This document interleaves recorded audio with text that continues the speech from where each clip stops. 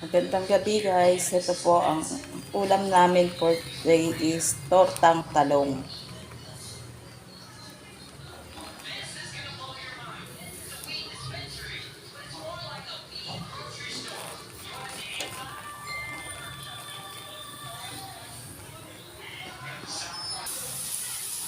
Sinisa ko na yung sibuyas, bawang, tsaka yung siling pansigang.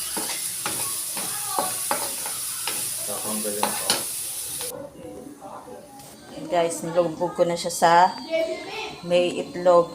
Nilagyan ko siya ng cornstarch. Na habang pinapainit ko pa yung mantika kawali.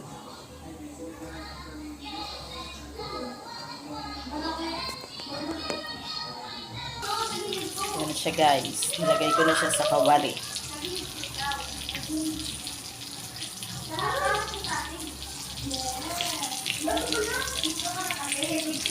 Tortang talong na may giniling.